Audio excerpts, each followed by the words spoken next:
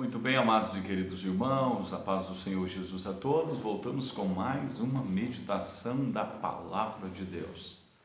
Estamos com a Bíblia aberta no Evangelho de Mateus, no capítulo de número 24 e a partir do versículo 27, onde nos diz assim: Porque assim como o relâmpago que sai do Oriente se mostra até o Ocidente, assim será também a vinda do Filho do Homem.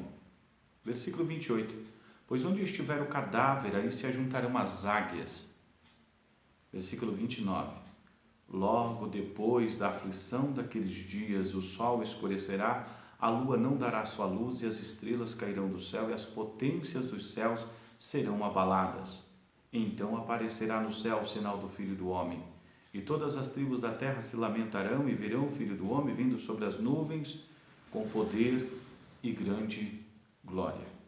Ele que enviará seus anjos, corrige o clamor de trombeta, os quais juntarão seus escolhidos desde os quatro ventos de uma outra extremidade dos céus.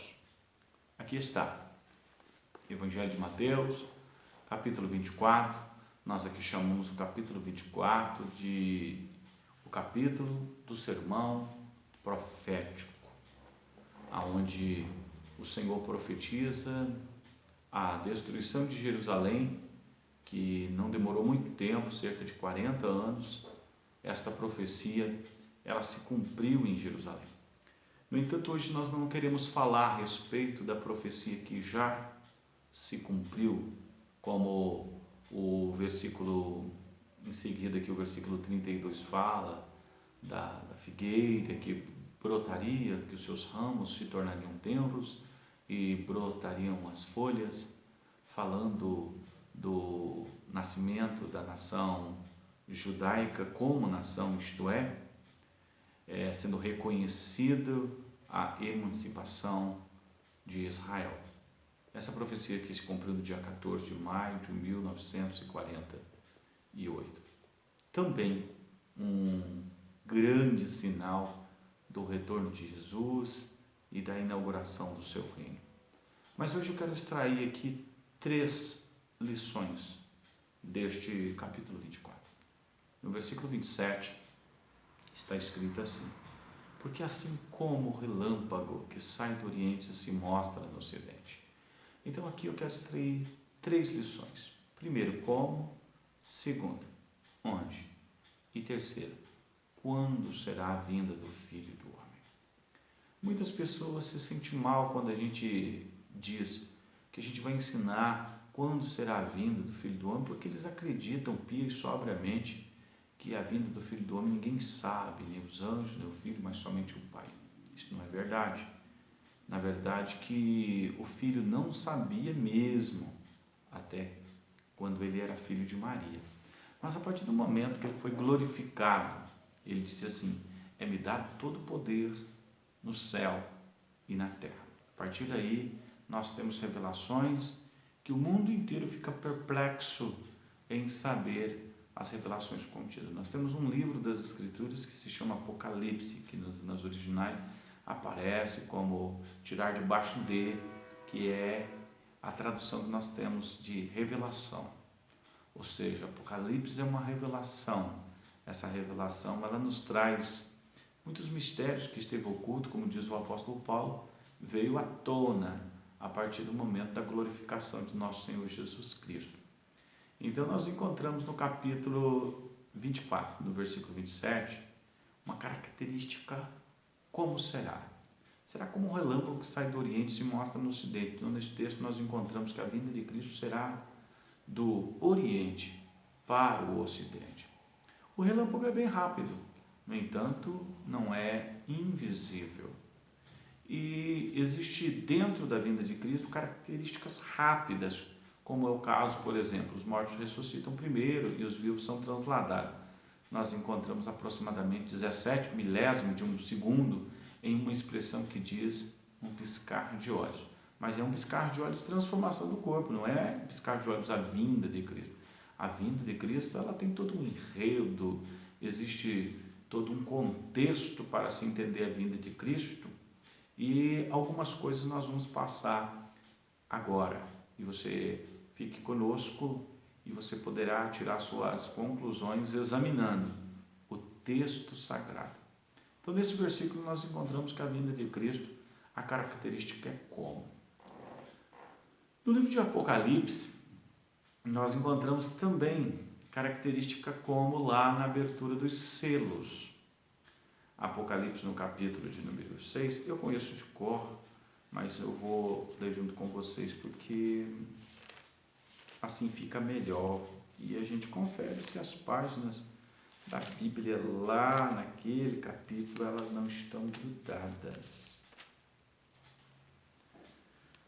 Então, havendo o cordeiro aberto um dos selos, olhei e vi um dos 4 seres que dizia como voz de trovão, vem ver. Olhei e vi um cavalo branco que estava sentado sobre ele, tinha um arco, foi-lhe dada uma coroa e saiu vitorioso para vencer. Então aqui, esse cavalo branco, a ideia que era para ser dada nele aqui era uma ideia de paz. Mas visto que tem alguém montado em cima com um arco na mão, um arco e um instrumento de traição, então significa que essa paz aqui ela é duvidosa. A gente poderia acreditar que essa paz aqui é proporcionada pelo Evangelho de Jesus e que esse indivíduo aqui é Jesus Cristo.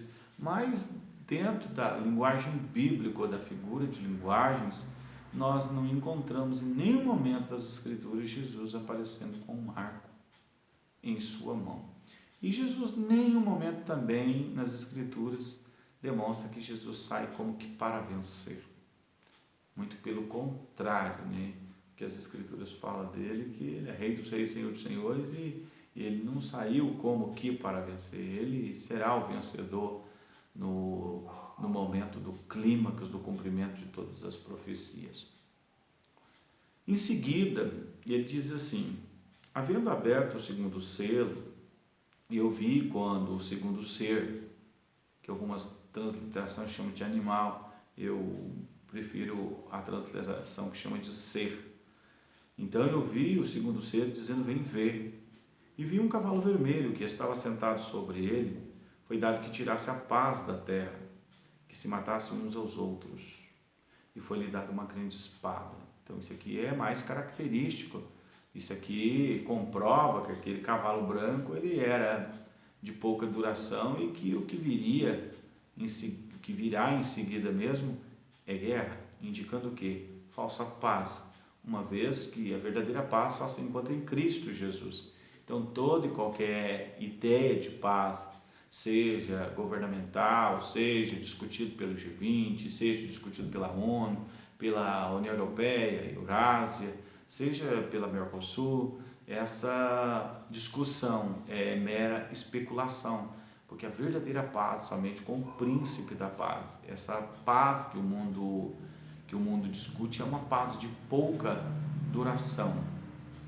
E agora nós temos, e saiu outro, vamos, versículo 5, e havendo aberto o terceiro selo, ouvi dizer o terceiro animal, vem ver, olhei e vi um cavalo preto que estava sentado sobre ele, tinha uma balança na mão. Então aqui nós vemos o terceiro ser, ele abre o selo e aparece agora um cavalo preto, quem está em cima tem uma balança na mão, e aqui a gente percebe a escassez, consequência. Qual que é a consequência da falsa paz? Guerra. Qual que é a consequência de guerra? Escassez e morte, que nós vamos ver logo em seguida. Então aqui está dizendo, não danifiqueis o azeite e o vinho, por quê? Porque a profecia indica que viria escassez. O texto chega a dizer que o que seria comprado seria pago em dinheiro, que seria o preço de uma diária de serviço para pagar aquilo que o indivíduo vai tentar comprar. Versículo de número 6. Ouvi a voz do meio dos 4 seres dizendo, uma medida de trigo por um dinheiro e 3 medidas de cevada por um dinheiro, não danifiqueis o azeite e o vinho. Havendo aberto o 4º selo, ouvi a voz do 4º ser que dizia, vem ver, e olhei e vi um cavalo amarelo, que estava sentado sobre ele, tinha por nome Morte. O inferno seguia. Foi-lhe dado poder de matar a 4ª parte da terra com espada, com fome, com pestes e com feras da terra. Então isso aqui realmente a consequência da mentira da paz, ou da paz mentirosa, essa mentira da falsa paz, essa ideia que não vai durar muito tempo, a consequência é essa. A consequência é morte. E aqui o texto diz que uma quarta parte da terra será atingida. Aqui o cavalo amarelo, ele vem representando morte. Quem está sobre ele é a própria. O quinto selo, conhecidíssimo, a abertura do quinto selo, ele diz assim: havendo aberto o quinto selo, vi debaixo do altar a alma dos que foram mortos por amor da palavra de Deus, pelo testemunho que deram de Jesus. Clamavam com grande voz, dizendo: até quando, verdadeiro e santo dominador, não julgas e vingas o nosso sangue dos que habitam sobre a terra? E foi dadas compridas vestes brancas, e foi-lhes dito que repousassem ainda um pouco de tempo, até que se completasse o número dos seus conservos e irmãos que haveriam de ser mortos como eles foram. Então aqui aonde estão os mortos crentes, estão debaixo do altar que está na frente do trono de Deus. Antes do sacrifício de Jesus, ficava lá, naquilo que era chamado seio de Abraão, dentro do inferno, havia uma divisória no lugar dos mortos, um lugar de suplício, de angústia, de dor, e outro lugar que era chamado lugar do seio de Abraão, onde se esperava a promessa do Messias. Mas uma vez que Jesus morreu e ressuscitou, o texto diz que os crentes não descem mais para o abismo. Quando um crente morre, sua alma sobe, fica debaixo do altar, fica na frente do trono de Deus, aguardando o toque da sétima trombeta para a ressurreição. E alguns santos foram transferidos de baixo para cima, conforme o texto também nos mostra, que Jesus subiu no alto, levou o cativeiro e ele deu dons aos homens. Santos que viviam lá embaixo, hoje santos vivem lá em cima, junto com o nosso Salvador. Mas a totalidade desta revelação, ela se concretizará no toque da sétima trombeta, conforme inúmeras profecias. Coríntios capítulo 15, versículo 51, e também o Apocalipse capítulo 11, versículo 18, versículo 18 e 19. E o capítulo 20, também do Apocalipse, do versículo 1 até o versículo 6. Então aqui estão os selos ele vai expressar como? Já o sexto selo. O sexto selo ele marca o céu se abrindo e o dia da ira do Deus Todo-Poderoso chegando, os tribunos, os ricos. Aí a partir do versículo 12, havendo aberto o sexto selo, olhei, houve um grande tremor de terra, o sol tornou-se negro como um saco de silício, e a lua tornou-se como sangue. As estrelas caíram do céu na terra, como quando a figueira lança de si os seus figos verdes, abalados por um forte vento. As estrelas caíram do céu sobre a terra, como quando a figueira lança de si os seus figos. O versículo 14, o céu retirou-se como de um livro que se enrola, e todos os montes e ilhas foram removidos do seu lugar. Os reis da terra, os grandes, os tribunos, os poderosos, os servos livres, eles se esconderam nas cavernas, nas rochas das montanhas, e diziam aos montes e rochedos: cai sobre nós, para esconder-nos daquele que está sentado sobre o trono e da ira do Cordeiro, porque é vindo o grande dia da ira do Cordeiro, e quem poderá resistir? Então, o sexto selo marca o retorno de Cristo, como será. Igual às trombetas. Primeira trombeta, o juízo de Deus sobre a terra, vai começar lá no capítulo 8, a partir do versículo 4 em diante, visto que no capítulo 1, versículo 1, vai falar do sétimo selo, o tribunal de Cristo. Já a primeira trombeta, juízo de Deus sobre a terça parte da terra. A segunda trombeta, juízo de Deus, isso a partir do versículo 5, 6. Juízo de Deus, segunda trombeta, sobre o mar e os que nele habitam, as ilhas, o transporte naval. Isto na segunda trombeta. Na terceira trombeta, o juízo é sobre a água potável. Primeiro sobre a floresta, segundo sobre o mar, terceiro sobre a água potável, quarto sobre os astros celestes, sobre o sol, lua, camada de ozônio, muita chuva num lugar, muita seca no outro. Já o capítulo 9 vai marcar o quê? No finalzinho do capítulo 8 vai mostrar uma parte do dia sendo afetado por causa da trombeta que atinge os astros celestes, inclusive dia, noite, sol e lua. capítulo 9, do versículo 1 até o versículo 15, vai falar sobre a quinta trombeta, os 145 dias da quinta trombeta, o início da grande tribulação na quinta trombeta, 45 dias de terror. A partir do versículo 15, a sexta trombeta, os exércitos do mundo se preparando para ir para o Margedon, os 200 milhões de soldados, os demônios que estão presos à beira do rio Eufrates são soltos. Então está marcando quando? Sétima trombeta marca o início do reino. Isso daí, no finalzinho da sétima trombeta, uns 45 dias antes, nós temos o Armagedon. Então nós vamos ter aproximadamente 1.335 dias, isto é, aproximadamente 30 dias ou um pouco mais antes da quinta trombeta, o sacrifício contínuo sendo tirado, então se cumprindo o início da profecia de Daniel, dos 1.335 dias da proibição do sacrifício contínuo até o início do reino. Você vai ter que ler Daniel várias vezes no capítulo 12 para você poder entender isso que eu estou falando. Se não ler, não consegue compreender, ou parar para escutar com bastante atenção. Já no Apocalipse nós encontramos 1.260 dias da quinta trombeta até a sétima trombeta, o final da sétima trombeta. O final da sétima trombeta marca a chegada de Cristo. Então, a contagem de Daniel, ela não vai começar na quinta trombeta, ela vai começar no final da quarta trombeta, para fechar os seus 1.290 dias até o Armagedon, 45 dias de detonação, 1.335 dias, desde a retirada do sacrifício contínuo do templo dos judeus, que está por se levantar. Já no Apocalipse, na sétima trombeta, no capítulo 11, do versículo 15 até o versículo 19, nós encontramos: os reinos do mundo vieram a ser de nosso Senhor Jesus. Isto é, versículo de número 17. Algumas Bíblias dizem: te damos graças porque eres, porque has de vir. Essa tradução não está correta. A tradução correta é aquela que diz: te damos graça porque eras, porque eras e com teu grande poder passaste a reinar. Essa é a tradução correta. Por quê? Nós estamos no versículo 17, no versículo 15, os reinos do mundo passam a ser de Cristo Jesus. Então não existe esse negócio que has de vir. A profecia já está acontecendo naquele momento. Então o versículo 17 ele tem que concordar com o versículo 15, não discordar. Uma vez que o reino de Cristo dá início na última trombeta, conforme Coríntios capítulo 15, 51 e 52, o apóstolo Paulo diz que os mortos vão ressuscitar no toque da última trombeta e os vivos vão ter os seus corpos transformados. Verdade é que não existe contradição alguma que a última trombeta é a sétima trombeta do Apocalipse.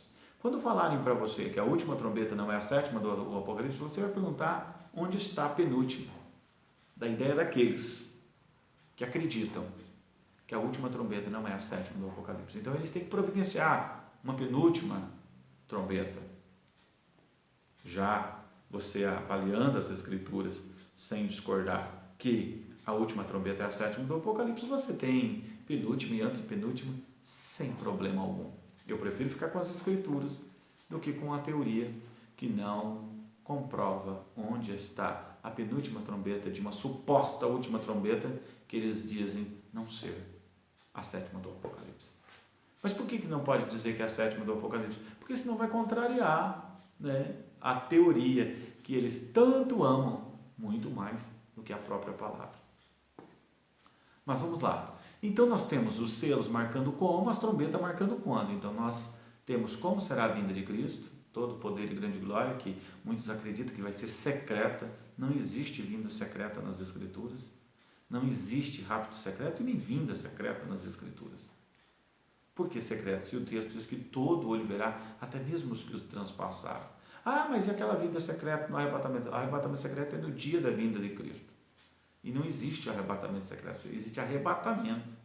Ah, o arrebatamento secreto. Por que tem que ser secreto? Por causa da teoria de John Nelson Darby, de 1832, com Margaret MacDonald, Yakuza, Ivergen, uma teoria católica que a igreja evangélica abraçou. Não há necessidade disso. O texto diz que todo olho verá. A Bíblia diz que Jesus uma vez apareceu para tirar o pecado do mundo e aparecerá a segunda vez sem pecado. Aparecerá segunda vez sem pecado para os que esperam para a salvação. Não, as Escrituras não tem passagem bíblica nenhuma que fala de 3 vindas. Uma do nascimento virginal, outra secreta e outra em glória. Não existe. Não existe fases. Não existe fase. As fases só existem nas teorias. Na doutrina bíblica não existe essa suposta terceira vinda. Você vai entender isso lendo Apocalipse capítulo 20, do versículo 1 ao versículo 6. E quando você lê Tessalonicenses capítulo 2, 2 Tessalonicenses, diz que a vinda de Cristo não acontecerá sem que antes primeiro venha o anticristo. Aí você diz, mas a vinda de Cristo é diferente do arrebatamento. Mas tenta encontrar na Bíblia Sagrada um versículo que fala do arrebatamento secreto. Tenta encontrar um versículo que fala da igreja 7 anos no céu. Tenta achar e entra em contato comigo para que eu possa saber aonde que as Escrituras diz que a igreja vai ficar 7 anos no céu. Pois nós encontramos o contrário, muito pelo contrário. Nós encontramos uma vinda de Cristo com todo o poder e grande glória. Mas Tessalonicenses diz que ele vem, o que Tessalonicenses diz? Que ele vem e corrige o clamor. Que arrebatamento secreto é esse que vem com tanto barulho de guerra? Se o texto diz que ele vem e corrige o clamor de trombeta, ele vem com barulho, com alarido, o texto diz, vem com grande alarido. Como a gente vai acreditar que é secreto? O texto de Tessalonicenses capítulo 4, do versículo 13 até o versículo 18 está escrito isso. Lá fala sobre a ressurreição. Aí o texto, quando vai falar a respeito dos vivos, ele diz que os vivos serão transladados. Mas diz que o texto diz que o Senhor vem com grande alarido. Se você quiser, nós podemos abrir nesse texto. Mas como eu estou falando como, quando e onde, quem sabe num próximo vídeo, eu abro sobre o texto de Tessalonicenses, 1 Tessalonicenses 4, do verso 13 ao verso 18, e vamos ver lá que diz de forma clara e muito óbvio, que ele vem com grande alarido. Então eu não posso acreditar que grande alarido é secretamente. A não ser que eu deixe de pensar coerentemente. Já as taças do capítulo 15 e do capítulo 16 de Apocalipse marca onde será, visto que a primeira taça é sobre os homens que têm a marca da besta. Segunda taça, nós vamos encontrar a segunda taça sendo derramado sobre a água. Vamos conferir.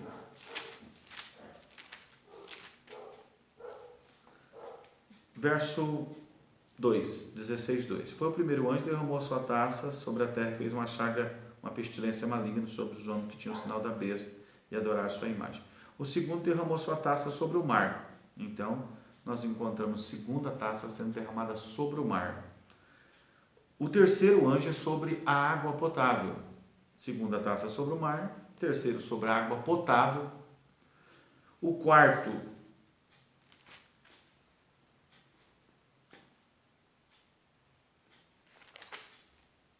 e vi o anjo das águas e dizia, tu és justo.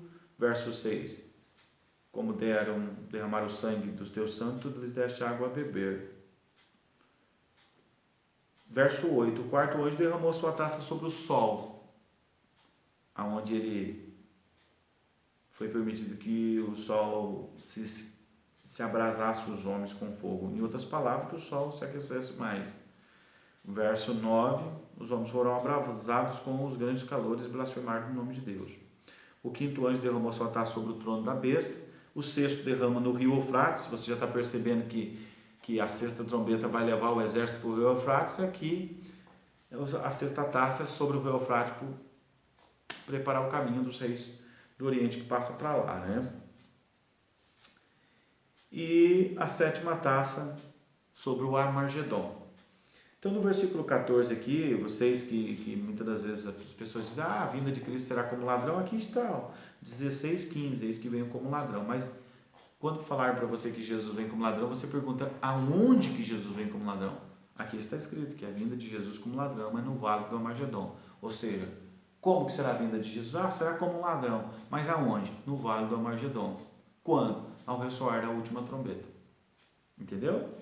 Quando? Ressoar da última trombeta. Onde? No vale do Armagedon. E os congregaram num lugar que em hebraico se chama Amargedon. E os 7 anjos derramou sua taça sobre o ar, sobre o Amargedon, no meio da grande batalha em que Cristo vem para inaugurar o seu reino, tomar o reino das mãos do anticristo, das mãos da besta e estabilizar a justiça e a paz. As características maravilhosas do seu reino.